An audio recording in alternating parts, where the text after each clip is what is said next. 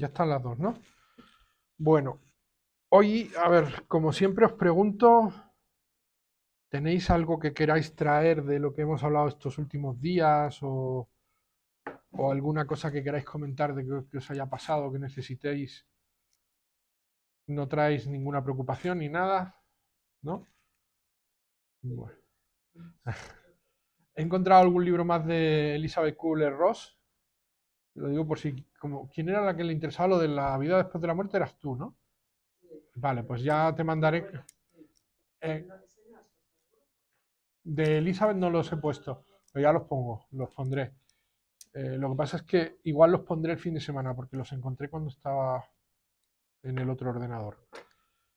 A ver, si no queréis comentar nada concreto y no queréis indagar en nada concreto, yo en el versículo 14 del Gita, donde nos quedamos en el capítulo 12 que estamos viendo acerca del Bhakti Yoga, el servicio devocional, en el verso 15 habla aquel por quien nadie es puesto en dificultades, que ahí fue donde nos quedamos, y a quien no le perturba nadie. Fijaros, dice nadie, no nada, ¿eh? O sea, tened en cuenta que lo que está diciendo es que la influencia externa de otras personas, nadie es puesto en dificultades. O sea, yo no hago que nadie sufra por mi causa. Aquel por quien nadie es puesto en dificultades. Yo no pongo a nadie en dificultades por nada de lo que hago. Esto es muy importante, porque al fin todo el ser humano, desde su punto de vista egoísta, intenta sobrevivir y acomodarse lo mejor que puede. Y hay un momento en que se cruza una línea en la que la supervivencia o el bienestar personal pasa a la comodidad, al lujo, a la opulencia y a muchos otros niveles. Cuando se cruza la línea de la necesidad personal básica, para lograr lo que tú deseas que está por encima de esa línea, a veces tienes que poner en dificultades a otros, porque tienes que arrebatar, tienes que competir, tienes que pasar por encima tienes que lograr lo que otro quiere.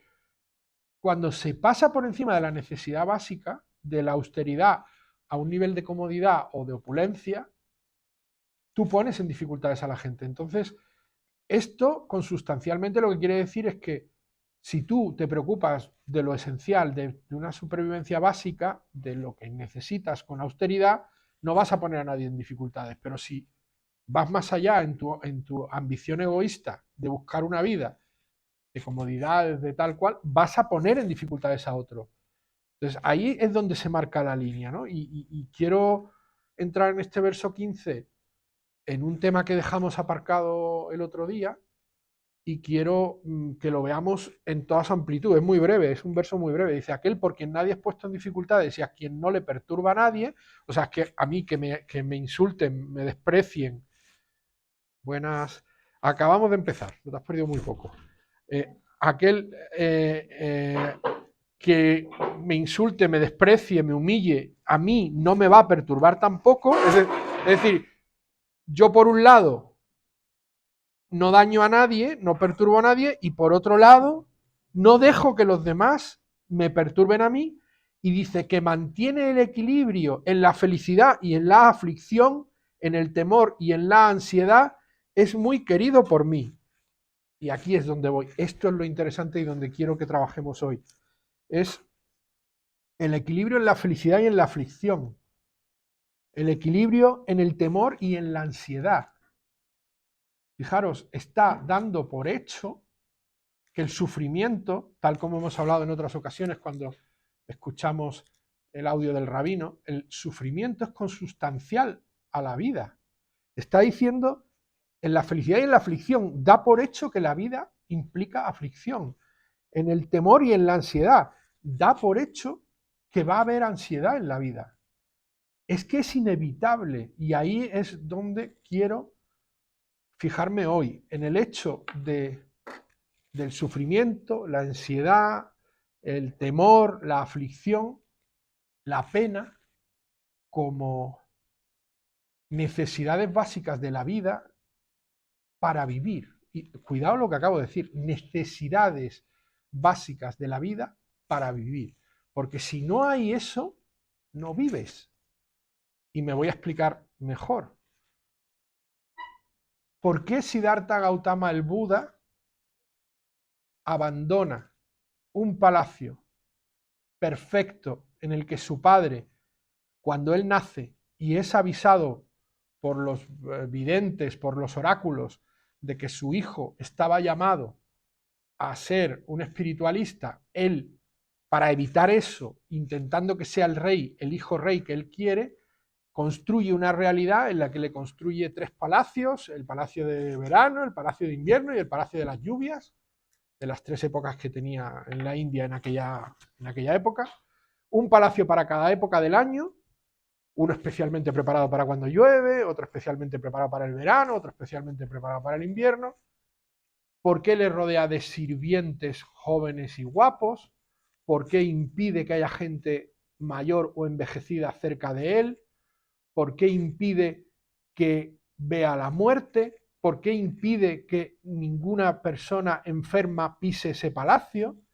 ¿Por qué hace todo eso su padre? Porque su padre busca que su hijo vea una vida tan maravillosa, tan perfecta, que no quiera en ningún caso renunciar a ese tipo de vida.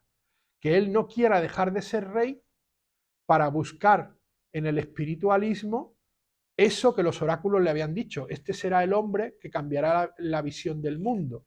Este será el hombre que abrirá al ser humano su capacidad espiritual. Eso se lo avisaron los oráculos cuando nace el hijo. Eso se lo dijeron en su palacio el día que nació. No sé si habéis leído la historia de Siddhartha Gautama el Buda. Bueno, pues a su padre, el día que nace su hijo, le dicen eso, ¿no? Le dicen, tu hijo será, se lo dicen a la madre, a Maya, que es la madre, creo que era. Maya era la esposa y Jama era la madre. Bueno, no me acuerdo el nombre de la madre. Se lo dicen o a la madre o al padre, el día que nace el hijo, le avisan los oráculos de que está llamado a ser el visionario que cambie el mundo. Entonces el padre, para que siga siendo rey, le evita todo eso. Entonces él se cría toda su vida en un mundo perfecto, en un mundo maravilloso en el que solo hay alegría, solo hay felicidad, solo hay bienestar. Y fijaros cómo de curioso es que todos los que están a su alrededor conocen la esencia real de la vida menos él. Todo el mundo, incluso su propia esposa, la que le casan con él y con la que tiene su hijo, es consciente de la realidad que hay más allá del palacio, porque su propia esposa no se crió allí. ¿De acuerdo? Entonces, esa mujer, siendo consciente, no quiere despertar la realidad a los ojos de Siddhartha Gautama. Y todo sucede cuando un día él, estando pasando por el palacio, escucha la música fuera del palacio, escucha una música y él indaga. Entonces le dice a su padre que él quiere salir fuera del palacio, que por qué no sale nunca, que por qué no ve. Y un día el padre organiza todo para que la ciudad se vista de joven, de guapa, no haya gente vieja, no haya gente enferma, todo sea maravilloso y le hagan un recibimiento perfecto. Y entonces él ese día sale con la mala suerte de que mientras está paseando por un hueco de una pared, ve a unos ancianos y entonces le pregunta a su sirviente. Claro, el sirviente no ha sido, el sirviente que ha cuidado de Siddhartha Gautama toda su vida, desde jovencito, no ha sido aleccionado por su padre de que lo que el padre pretende es que él no vea la vejez, ni la enfermedad, ni la muerte. Lo intuye, pero no ha sido expresamente reclamado para mentir a su propio hijo. El padre nunca le dice al sirviente que lo haga. Entonces, cuando el Siddhartha Gautama le pregunta a su sirviente, uy, ¿quiénes son esos hombres? Porque eran muy viejos, 2 ancianos, muy ancianos. Entonces él le dice, pues son gente que tiene mucha edad. Y entonces ya Siddhartha le choca y sale corriendo detrás para verlos. Y entonces ve a gente enferma, le pregunta acerca de la muerte. Le pregunta acerca de la enfermedad, creo que es recordar. Primero le pregunta acerca de la enfermedad y el sirviente le dice, todas las personas antes de morir en algún momento sufren o padecen alguna enfermedad. Y le pregunta, incluso los reyes, como él, ¿no? Dice, incluso los reyes. Entonces, claro, eso le hace decir, o sea, que me están ocultando lo que me va a pasar, ¿no? y le pregunta, ¿y qué es la muerte? Y entonces el sirviente le lleva a ver un cortejo fúnebre, le lleva cerca del río. La tradición en la India es que cuando la gente muere es incinerada y las cenizas son arrojadas a un río sagrado. No tengo constancia de qué río puede ser, pero podría ser el Yamuna, el Ganges, cualquiera de los grandes ríos sagrados de la India, y entonces le lleva junto al río y ve un cortejo fúnebre, ve una incineración, y entonces Siddhartha se queda viendo la incineración y se queda viendo el dolor de las personas que están cerca de esa muerte. Ve cómo sufren esas personas que han perdido a ese ser querido y ve cómo el cuerpo frío se descompone y arde y se quema y luego las cenizas se arrojan al río. Entonces él experimenta, empatiza, experimenta el sufrimiento por la empatía que siente acerca de lo que están viviendo esas personas. Pero fijaros, en todo ese proceso, él no ha estado sometido a ningún sufrimiento real, solo está empatizando. Es compasión lo que Siddhartha está sintiendo cuando descubre el sufrimiento. ¿Qué hay ahí? ¿Hay sabiduría? No. Siddhartha aún en ese momento no está experimentando el sufrimiento con la sabiduría que exige. Está simplemente experimentando un conocimiento. Está descubriendo el concepto del sufrimiento a través de empatizar en otras personas, y lo que realmente está viviendo en primera persona es la compasión. Ahí aparece su primer descubrimiento como sabio, la sabiduría de la compasión. Él es capaz de ponerse en el lugar de aquellas personas que están sufriendo y en ese proceso de ponerse en el lugar de los otros, de empatizar y de experimentar la compasión, aparece su primer descubrimiento espiritual, de sabiduría espiritual, la experiencia de la compasión. Ese es su primer descubrimiento. Pero todavía ese ser humano no ha experimentado sufrimiento. Por eso os quiero separar muy claramente lo que es conocimiento y lo que es sabiduría. Él no ha experimentado aún ese sufrimiento. Por eso él entonces, cuando vuelve al palacio, habla con su padre y con su esposa y les dice que se quiere ir. Y entonces su padre le da la noticia, le dice, es que acaba de nacer tu hijo. Mientras tú estabas fuera, ha nacido tu hijo. ¿Y te vas a marchar y vas a abandonar a tu hijo? Y él le dice, yo amo con todo mi corazón y con toda mi alma a mi esposa y a mi recién nacido hijo.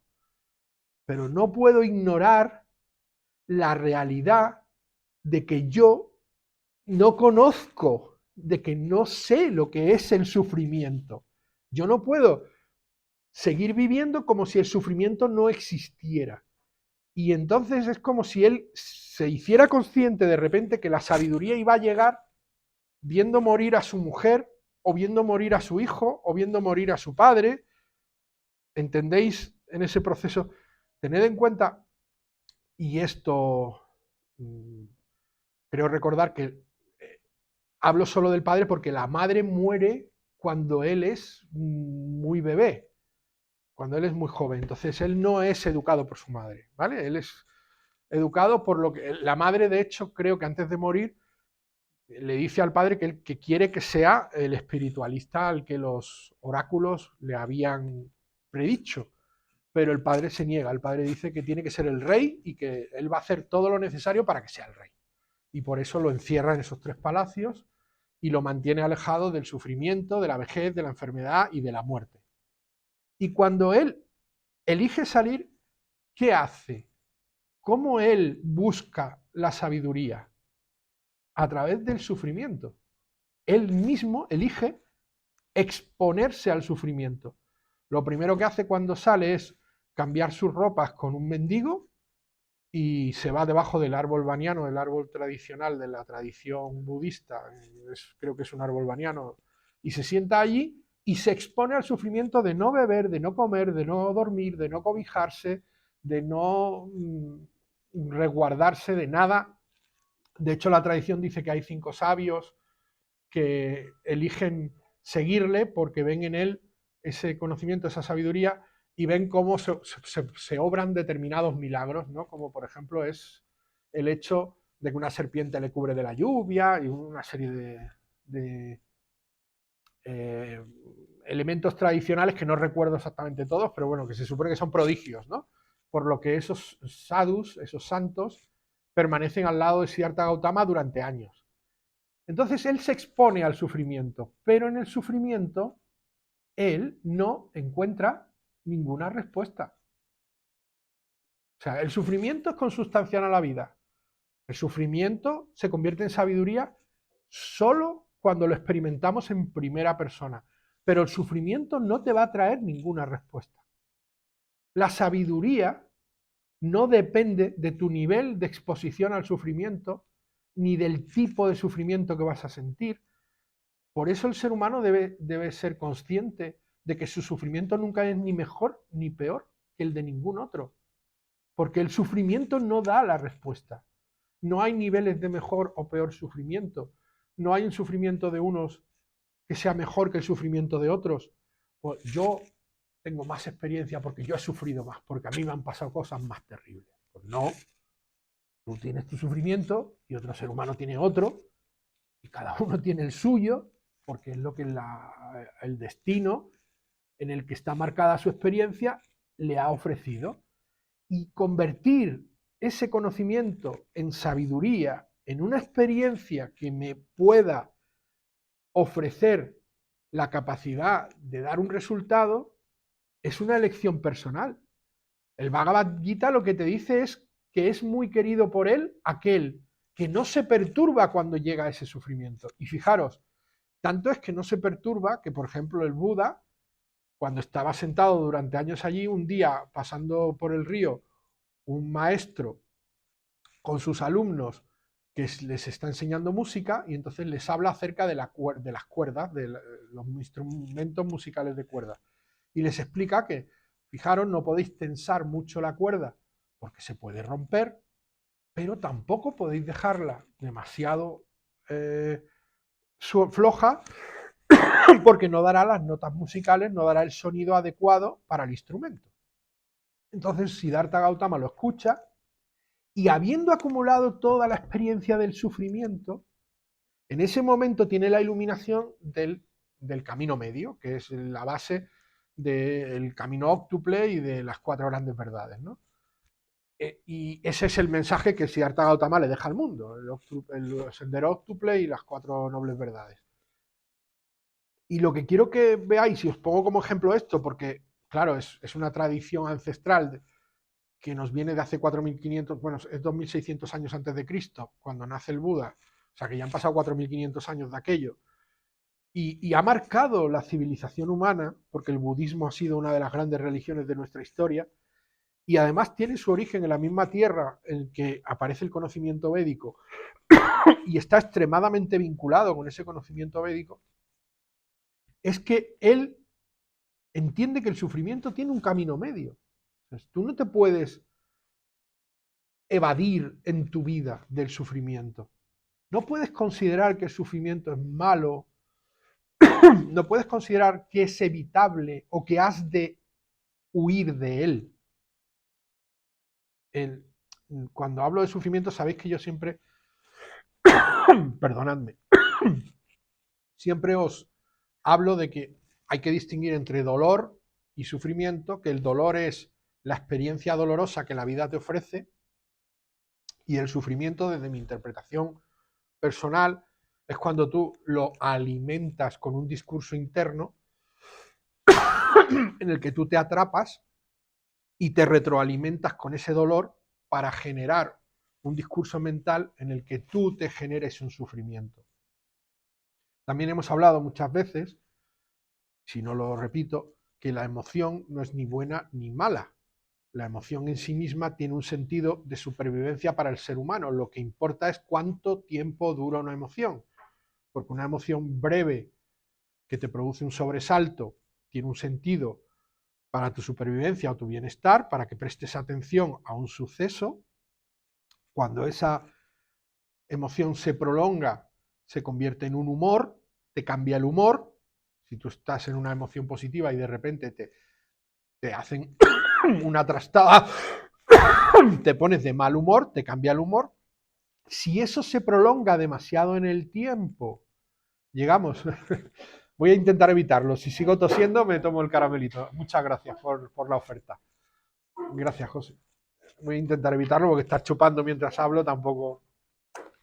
Pero bueno, es agradecido de todas maneras. Entonces, cuando ese humor se prorroga demasiado ya, se convierte en un estado de ánimo. Tened en cuenta que ese estado de ánimo, cuando se prorroga, se convierte en una forma de ser o en lo que llamamos un comportamiento, y eso te da un carácter y ese carácter te da un destino. Con lo cual, de cuánto se prorroga una emoción, puede resultar un cambio de tu propia existencia.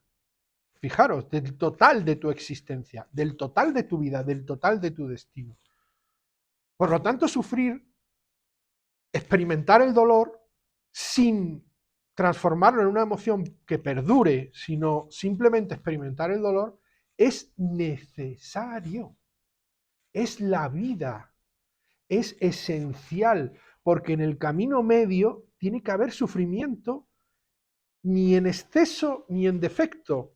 Sufrimiento, dolor, el dolor consustancial a la vida, el dolor que nos ofrece nuestro envejecimiento, nuestra pérdida de capacidades para hacer ciertas cosas. Eso provoca dolor. El ver que no. Yo hoy, por ejemplo, cuando me he ido a meter en el coche para venirme para acá porque estaba lloviendo y no he querido venir en autobús, he venido en el coche para no mojarme demasiado, me he dado cuenta que con la lluvia, la humedad y tal, al meter la rodilla me ha dolido y es que no podía doblar la rodilla para meterme. Me metí yo y la rodilla no me la podía meter en el coche. A mí eso me causa dolor, no un dolor físico, sino un dolor emocional de decir, jo, tengo 50 y pico años, cae lluvia, humedad, tengo la rodilla destrozada, esa humedad hace que no la pueda mover bien, me siento que estoy perdiendo capacidades, digo, jo, ¿qué va a ser de mí dentro de 10 años? ¿Cómo voy a meter en el coche? Me va a hacer falta una grúa. Claro. Entonces, pues ahora es imposible porque con la ruina que tengo. Lo que intento deciros es que tú sientes dolor por las cosas propias de la vida. Y he estado malucho todo el fin de semana y he cogido frío y yo antes me recuperaba en un día, me he pasado 4 días en la cama, mal, con sensación de estar mal, me decae el ánimo, todas esas cosas son dolor. Pero si yo eso me lo sigo masticando y me lo sigo retroalimentando con todas las cosas malas que ya me están pasando, yo no puedo estar hoy aquí. Me quedo en la cama y no me levanto. Porque yo lo convierto en algo excesivo que ya no está en el camino medio y que no me lleva a ningún lugar, sino a perder la vida, a dejar de vivir. Para vivir sí lo necesito. Porque sin todo este dolor yo no estaría convirtiéndome en la persona que voy a ser dentro de 1 o 2 o 3 años. No estaría cambiando para lograr sacar de mí todo lo que no he sido capaz de sacar con todas las cosas que han ido pasando antes. Eso nos pasa a todos. En determinados momentos el sufrimiento saca de nosotros cosas que la vida no ha podido sacar de nosotros antes. El sufrimiento es catártico, es una palanca de cambio. El dolor que la vida nos ofrece en cada momento, en unos niveles o en otros niveles, es una herramienta que nos convierte en alguien diferente. Solo nosotros somos responsables de que ese alguien diferente sea mejor.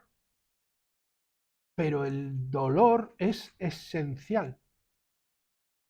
Hablamos cuando el rabino, y quizá yo no supe explicarlo bien, porque parecía que yo estaba diciendo algo que ahora, por eso he querido hablar hoy otra vez del tema, para clarificarlo mucho más.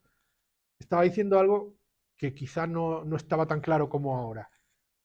Ahora lo que intento deciros es, no es que hay que sentir dolor, no es que hay que sufrir, es que la vida trae el dolor y la vida te ofrece el sufrimiento. El tema es cómo tú lo quieras usar, cómo tú lo quieras interpretar.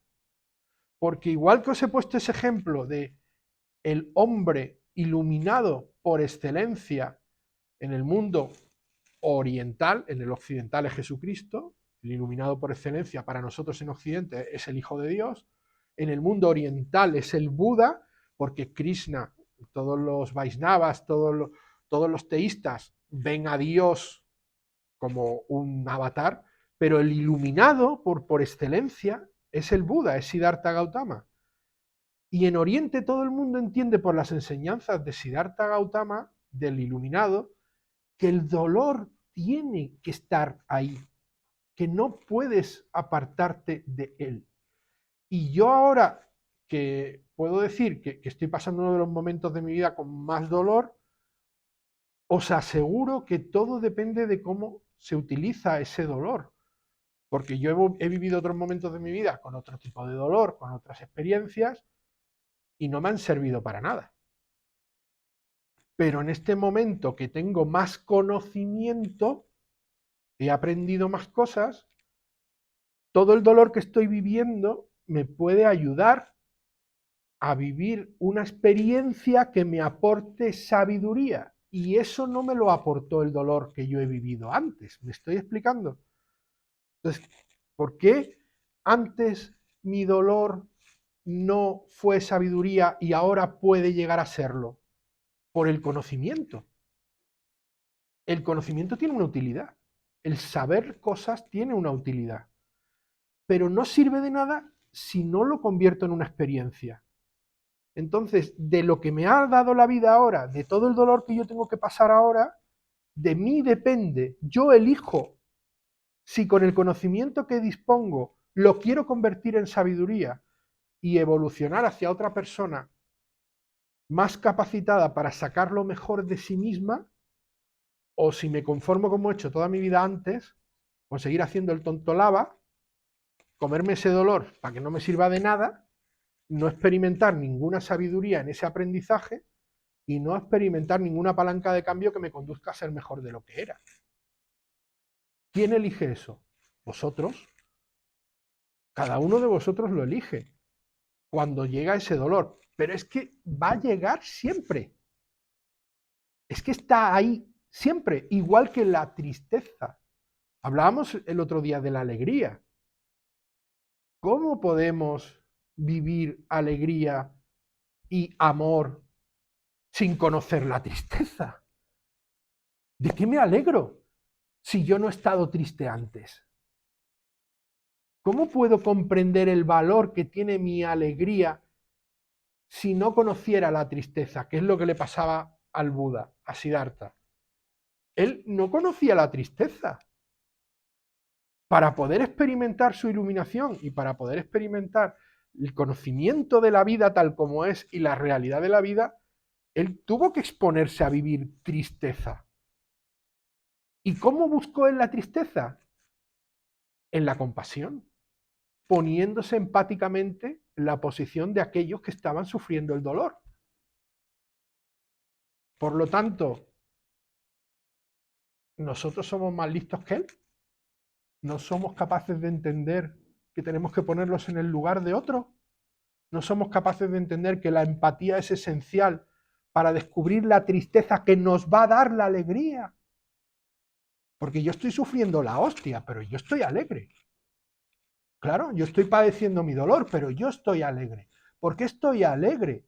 Porque yo padeciendo mi dolor y entendiendo el dolor de otros, puedo sentir la alegría de que puedo servir para algo, o para los otros, o para mí mismo, o mí misma. ¿Me estoy explicando más o menos bien? ¿O estoy? ¿Vale?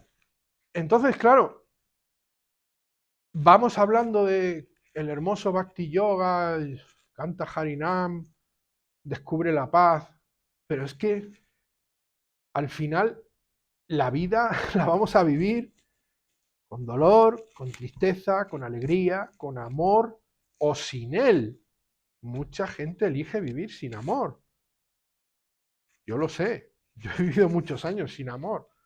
A ver, me refiero sin amor sin sacar mi amor para los demás, sin ser amor para otros, porque claro, amor todos tenemos dentro. A ver, que todos nos hemos enamorado, todos hemos vivido.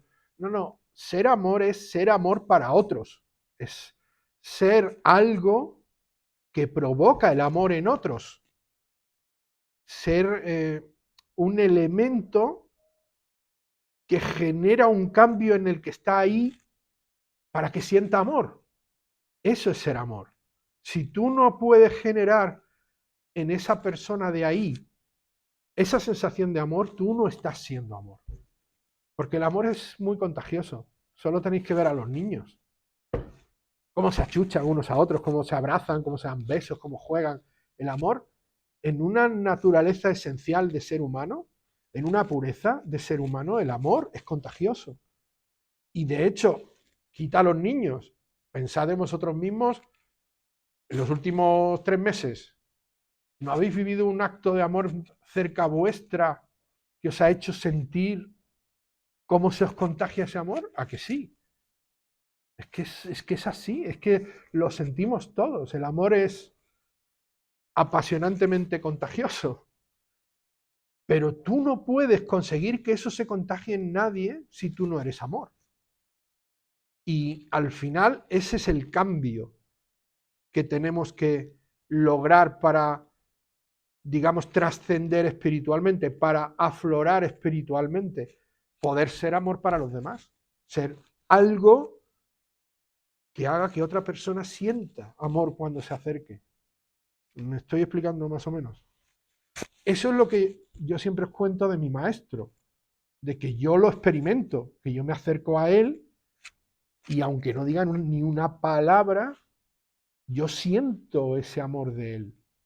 Eso es a lo que me refiero. Una persona iluminada, una persona tocada por el amor de Dios, presente en el amor de Dios, o presente en el amor, olvidar de Dios, en el amor está Dios, pero presente en el amor, que está en el momento presente y que está experimentando esa sensación de amor hacia todo, te lo transmite, te lo hace sentir.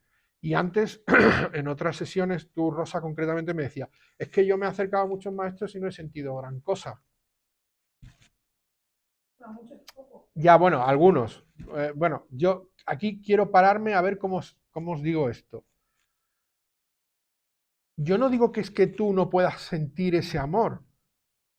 Claro que puedes. Lo que pasa es que una persona que lo está buscando lo va a presentir. Y una persona que, jolín, perdonad que otra vez no, me he olvidado de quitarle el pitorro, pero yo creía que lo tenía quitado. Si yo se lo quité, no sé por qué. Bueno, perdonadme, lo voy a quitar el sonido y ya está. No sé por qué. Ah, claro, porque he escuchado, perdón, he escuchado un audio antes de venir. ¿Verdad que estaba con el WhatsApp escuchando un audio antes de empezar? Por eso se ha quitado el vibrador. Uy, qué mal ha sonado. Me quedo en lo de cuando esa persona que tiene esa manifestación de amor, que realmente tiene esa presencia en el instante presente y tiene ese amor, ¿por qué no? Algunas veces, como tú dices, es que yo no lo he llegado a sentir, porque tú no estabas presente. Tú no estabas en el momento presente. Tú estabas atrapada en tus pajarracas mentales, en tus problemas, en tus pensamientos. Hay una conferencia, ay, vamos a ver, está muy bien, tal, y entonces la de al lado, ay, pues mañana vamos a ir a tal concierto, no sé qué, y no sé cuánto. Ah, sí, oye, mira, el tío este, qué interesante lo que dice. Sí, sí, sí, de verdad, tal. Pero tú estás ahí en tu cabeza. Estás en tu ser, en tu ego, perdón, estás ausente de tu ser y atrapada en tu ego. Y entonces esa presencia de amor que es presente aquí y ahora, esa manifestación en este instante, tú no la percibes porque tú no estás en este instante.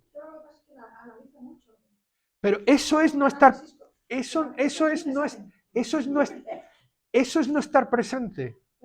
Eso es no estar presente porque estás atrapada en el análisis mental que tu ego pretende establecer ejecutando un juicio, pero porque quieres juzgarlo todo, pero no eres tú, es tu ego. Tu ego quiere juzgar si eso es verdad o es mentira, si es razonable o no, si te interesa o no, si lo quieres llevar a tu vida o no, si quieres convertirte en eso o no. Tu ego está preguntando todo el tiempo acerca de esa conversación que mantiene él con el universo desde su amor. Y tú estás atrapada en tu conversación contigo. Entonces, no sintonizas con ese amor. ¿Por qué yo he podido sentir el amor de mi maestro y de otros maestros? He tenido la suerte de sentirlo en otras personas, porque yo he tenido suerte de acercarme a personas que tienen ese amor. Porque yo estoy cada día intentando estar más presente para intentar sacar lo mejor de mí en el momento de aquí y ahora. Y esa presencia me permite sentir lo que una persona que está realmente presente y manifestando el amor está expresándole al mundo. Porque yo intento sincronizar mi presencia con la de esa persona que está expresando al mundo desde su ser. Porque esa persona no expresa desde el ego. Cuando alguien te habla con el corazón y con amor, no te está hablando desde el ego. Te está hablando desde la esencia pura de ser. Cuando un maestro se pone delante de un grupo de personas a hablarles de Dios, a hablarles de la presencia de Dios en sus vidas, de la espiritualidad, de la comprensión de la verdad de la vida, es puro amor. Es un acto de amor genuino en el que alguien que tiene la capacidad de vivir la vida tal como es, tiene la benevolencia y la misericordia de ofrecerte toda su sabiduría para que tú puedas encontrar tu propio camino, que nunca va a ser el suyo y nunca va a ser como él, porque tú no eres él. Tiene que ser tu camino, tiene que ser en tu forma y tiene que ser a tu manera. Pero tiene que ser un camino de presencia real de amor. Y no hay amor si no hay presencia en el momento presente, si no hay aquí y ahora. Por eso es tan importante el Maha Mantra. Porque el Maha Mantra para tu cabeza, para ese discurso constante que te está torturando a todas horas. Y cuantos más problemas enfrentas en la vida, más preciso es el Maha Mantra para que no te vuelvas loco. Porque si no, ¿qué ocurre? Que te atrapas en tu dolor, con tu discurso mental generas una fuente de sufrimiento infinita y tu dolor te ahoga, te genera un estrés que no puedes superar y te doblega. Y aún teniendo una razonable capacidad de presencia y aún cantando Maha Mantra y aún con todo eso, a mí a veces los problemas me están superando y hay días que es que no puedo tirar de ellos. Y yo lucho mucho con eso de una manera consciente, pero soy consciente también de que soy un ser humano, todos lo somos. Yo no os estoy diciendo, ah, qué maravilla, vamos a cantar Maha Mantra y todo se va a arreglar. No, no os estoy diciendo eso, porque a mí no se me arregla todo. De hecho, no se me arregla nada. pero me estoy arreglando yo. Las cosas están ahí fuera. Yo estoy dentro. Todo lo que hay en mi vida es hacia adentro, no es hacia afuera. Si yo quiero manifestar cualquier atisbo de amor y de bondad hacia el mundo, primero tengo que sentirlo hacia mí. Primero tengo que buscar yo. Y si todo lo que sucede fuera no me deja sentir nada positivo en mi vida, estoy dejando de vivir. Por eso os decía, es que el dolor, el sufrimiento, la tristeza, la aflicción, son la vida. Eso es vivir. Ahora me he explicado un poquito, voy llegando, vale, pero no podéis estar de acuerdo conmigo porque nunca lo estáis. Así que ya podéis empezar a disparar, porque voy a mirar qué hora es, que no. Ya, pero es que eso es conocimiento. Ahora tú tienes que desplegar tu propia sabiduría, porque todo el conocimiento y toda la vida que has vivido te trae hasta aquí y ahora. Y viviendo el presente aquí y ahora, tú tienes las herramientas y los recursos para convertir todo eso en sabiduría, para convertir tu aflicción, como dice perfectamente el versículo 15, mantener el equilibrio en la felicidad, en la aflicción, en el temor y en la ansiedad para ser muy querido por Dios. ¿Qué es ser muy querido por Dios? Que esté presente en tu vida. Él va a estar presente si es muy... Si tú, él lo de decir es que es muy querido por mí, es que yo me manifiesto en él. Yo me hago presente ahí. Porque esa persona es capaz de abrir un espacio para mí. Cuando tú tienes tu cabeza atrapada en tu ego, ¿qué espacio le queda a Dios? ¿Dónde se va a manifestar Dios en ti? Si está todo el rato tu discurso mental y tu cotorra que no para que tú experimentes una emoción que te desborde, tu mente tiene que estar vacía. Tiene que haber un silencio absoluto para que tú experimentes esa emoción. A ver, yo recomiendo, muchos de los recuerdos que tengo de todo lo que os he contado son porque leí el libro de, ¿cómo se llama? De Weiss, de Meyer, o bueno, no me acuerdo, un libro que leí muy bueno. ¿Eh? No, de Wayne Dyer no es de otro. Bueno, ya lo busco y os lo cuento sobre la vida del Buda. Pero también recuerdo que vi una película me hizo experimentar ese momento cuando el pequeño Buda se arrodilla frente al maestro que era el Lama Dorje, que estaba buscando a su maestro. En la película se llama El pequeño Buda. Es una película del año 90. Tiene 30 años. Era, quien hace Siddhartha Gautama es el Neo, el de Matrix, y era un chavalito. Tendría 20 años cuando hace esa película. O sea, la película es del año 90 y algo. Pues yo creo que tiene 30 años esa película. Se llama El pequeño Buda. Y cuando el Lama Dorje está buscando a su, a su maestro, encuentra a un niño norteamericano. Bueno, encuentran a 3 encarnaciones simultáneas del maestro. Y entonces él, en la ceremonia, va yendo delante de cada encarnación agradeciéndole por haberle podido volver a encontrar. Me alegro tanto de haberte vuelto a encontrar. Y hay un momento en el que él se arrodilla a los pies del niño y el niño espontáneamente, esta encarnación del lama, que era su maestro, el maestro del lama Dorje, no me acuerdo cómo se llamaba el otro, el que se murió, se pone de rodillas y ponen cabeza contra cabeza. Y yo recuerdo, fíjate tú, que hace 30 años yo no lloraba, igual que ahora parezco un mar de lágrimas, pues que todo me sale por el llanto, cuando hace 30 años yo no lloraba ni, vamos, nunca.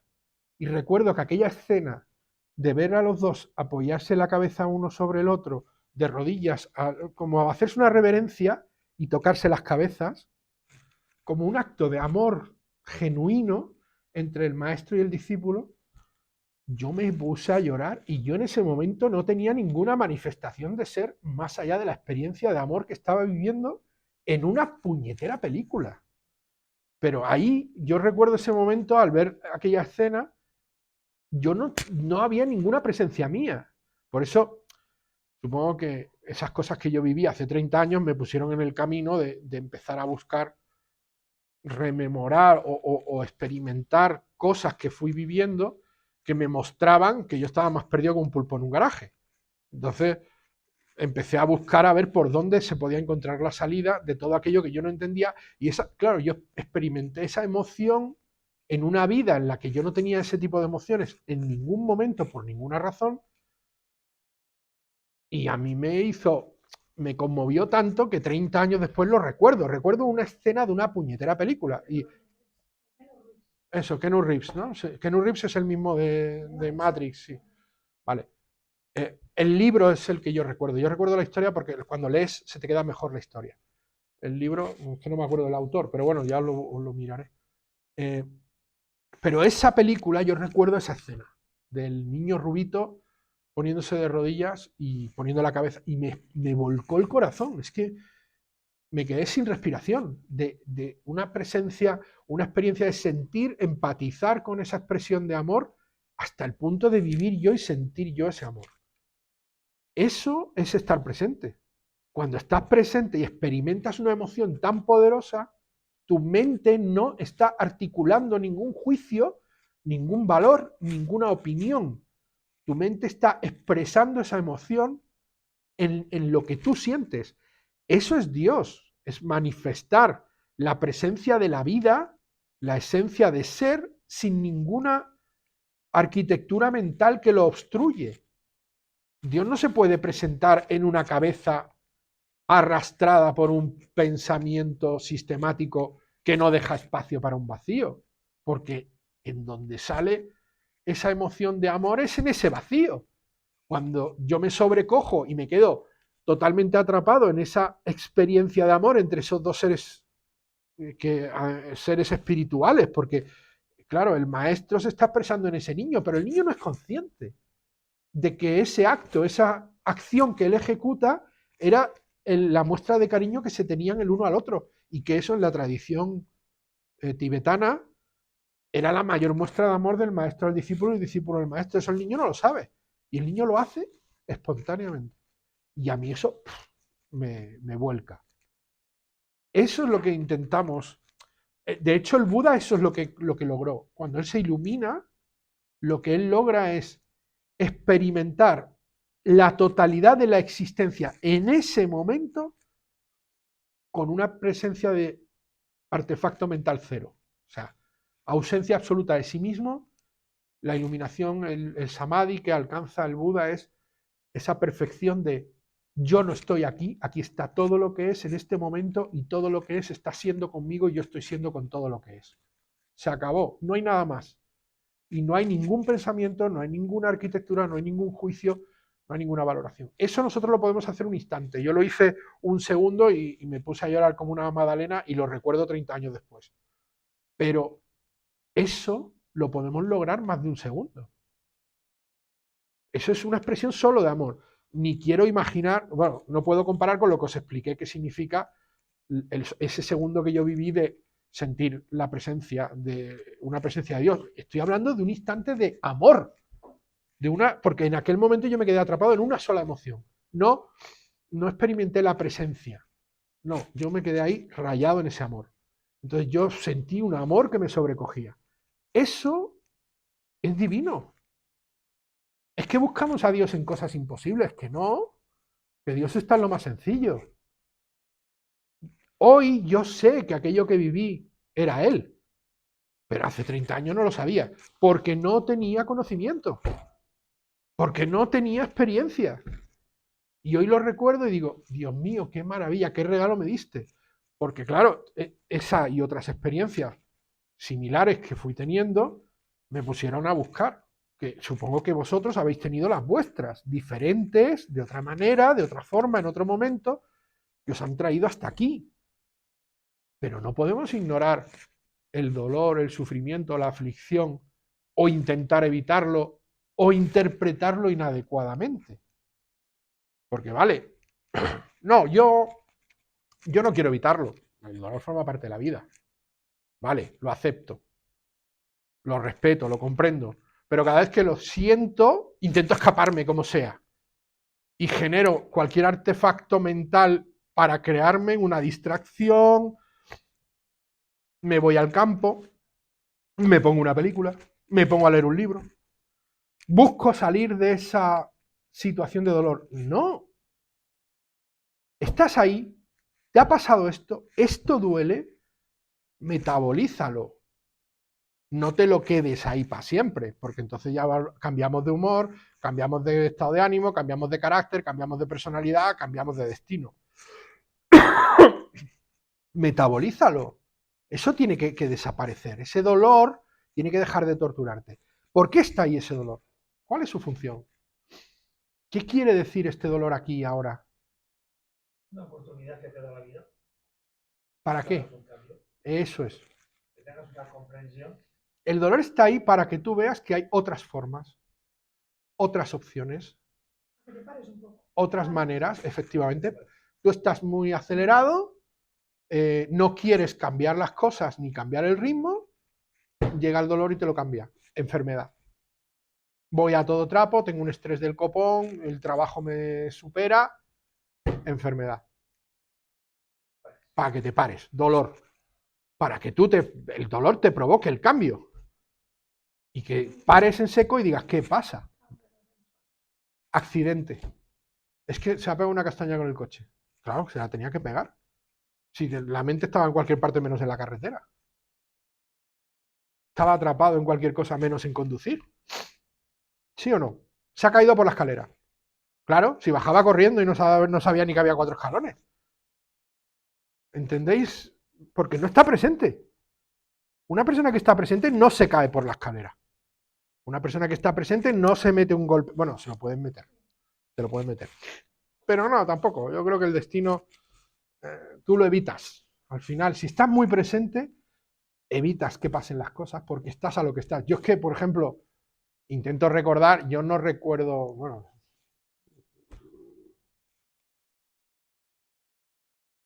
cosas que le hayan, accidentes, enfermedad, todo el mundo tiene, porque el cuerpo se degrada y coge enfermedad. Y fijaros ahora con lo del COVID. Pero yo no tengo conciencia de recordar que digan, tal maestro ha tenido tal accidente. Los maestros están muy presentes y como están muy presentes, no suelen tener accidentes, se ponen enfermos a veces los maestros. Pues yo estoy intentando hacer memoria de algún maestro que haya tenido un accidente. No, pues ir en un avión y que el avión se caiga, mala suerte. Pero yo me refiero a un accidente de que se cae por un río, se tropieza por una escalera. Accidentes que demuestran que tú no estás presente, que estás a otra cosa. Yo eso no lo recuerdo, no sé, pero bueno, que tampoco yo no he vivido la vida en eso. Yo conozco maestros desde hace 10 o 12 años, pero no lo he oído mencionar, ¿no? No, igual que he oído mencionar 1000 veces, a este se ha roto una pierna, este le ha pasado no sé qué, este se ha caído con la bici, este... Pero a ellos no, porque están muy presentes, viven tan presentes que los accidentes no forman parte de su vida, de manera habitual como de las nuestras. También puede ser. También puede ser. Bueno, están todo el día viajando, ¿eh? Y en coche andan mucho. Lo que pasa es que conducen otros, eso es verdad. Bueno, quizá he puesto un mal ejemplo. A lo mejor no procede. Pero bueno, que quiero decir que eh, estas cosas son así, que cuando no estás presente, la probabilidad de que te suceda algo se multiplica por 1000, ¿no? Y no sé qué hora es porque siempre me despisto. Ya son las 9 menos 20. No sé si, no quiero liarlo mucho más, pero me he explicado bien acerca de la importancia de cómo hay que metabolizarlo, de cómo hay que estar presente cuando te llega ese dolor, de que cuando te llega tienes que entender y racionalizar por qué. Tienes que comprender que no llega por casualidad, que el dolor llega para que yo soy perfectamente consciente de todo lo que me está pasando ahora tan desagradable en mi vida. Yo lo llamaría insatisfactorio o incómodo, tiene un sentido y es necesario que haya pasado así. Y lo he provocado yo con mi necedad y con mi torpeza de no haber aprendido cosas antes que la vida me estuvo enseñando y yo no quise aprender y de no haber querido cambiar cosas para llegar donde tengo que estar. Y luego también se lo he pedido mucho a Dios.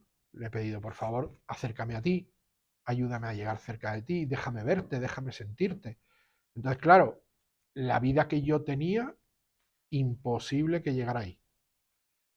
Tenía que ser otra. Entonces, pues, duele, joder que sí duele que te lo cambien todo y enfrentarte a muchísimos problemas de manera sistemática. Pero tiene un sentido, hay que metabolizarlo, hay que racionalizarlo, hay que comprender con conocimiento y hay que convertirlo en sabiduría para que eso te transforme útilmente en un ser mejor, que es lo que hizo el Buda. Todo el dolor que él buscó premeditada e intencionadamente para comprender la vida y para entenderla, todo lo que él tuvo que padecer, sufrir, sacrificarse, lo transformó con su sabiduría en la herramienta, en la palanca de su iluminación. ¿Veis el sentido que tiene? Claro, decirle a la gente, es que la gente siempre se está quejando, ¿no? Porque ¿cómo Dios permite que un niño de 9 años se muera de una leucemia? ¿Cómo Dios permite que haya una guerra en Ucrania y los inocentes mueran con las bombas de los rusos?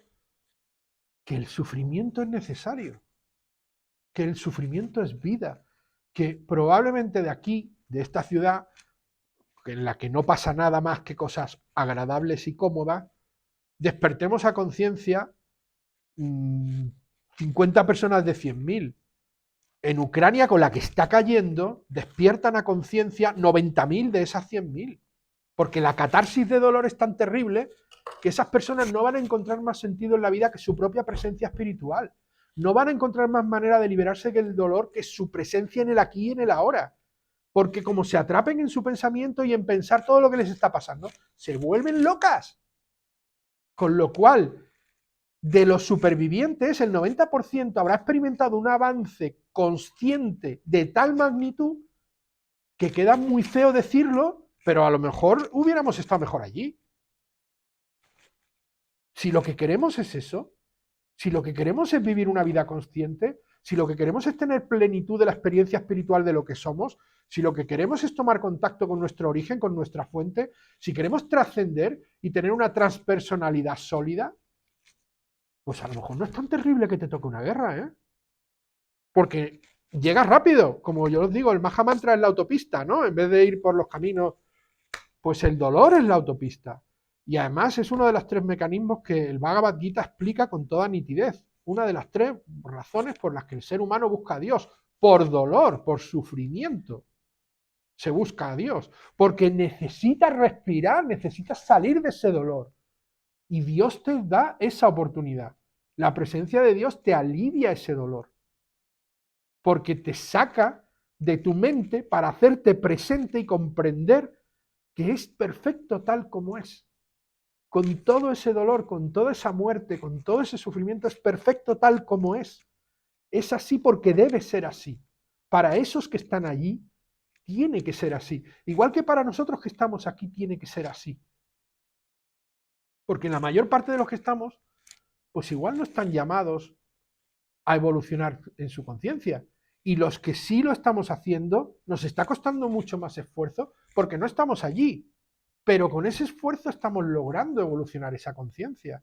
Estamos logrando tener una presencia espiritual aquí y ahora, en el momento presente. Y me estoy pasando la hora.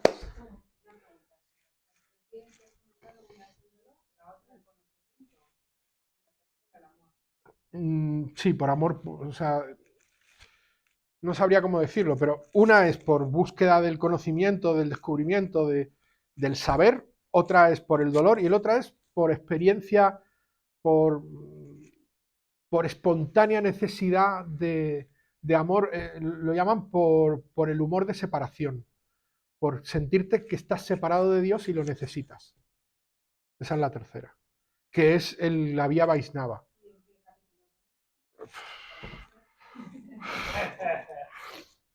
Discúlpame, pero ahora mismo no te sabría decir, porque además no está en el Gita. Yo me sé de memoria muchísimos versos tal cual y sé dónde están casi todos. Pero eso está en los significados. Eso está explicado por Prabhupada, cuáles son las 3 razones por las que busca a Dios. Aunque estoy convencido que en algún otro sutra, en alguna de las escrituras védicas, está expresado en la propia escritura. Por eso él lo menciona. ¿Sabes qué ocurre? Que muchas veces yo he aprendido muchas cosas de las escrituras védicas por el propio Gita, porque el Prabhupada en los significados menciona el Bhagavatam, menciona fragmentos de Mahabharata, el Brahma Samhita, todo es el Charitamrita, menciona muchísimas escrituras. Entonces a veces él hace una acotación de un fragmento de otro sutra y yo no te sé decir exactamente. El Bhagavatam es que contiene una cantidad de conocimiento que él vuelca aquí, que es enorme, y el Bhagavatam son 18 volúmenes. Entonces es una barbaridad. No te sé decir dónde, pero lo voy a buscar con paciencia a ver si lo encuentro y te digo dónde está. Sí. Las 4 nobles verdades. El camino, sí, sí. El camino óctuple, las 4 nobles verdades. Bueno, y ahora que vamos a cortar la grabación, me voy a tomar tu caramelo. Muchas gracias. A ver si me suavizo un poco la garganta. El pequeño Buda lo escribió de Shane Lori. Pues creo que ese fue el libro que leí.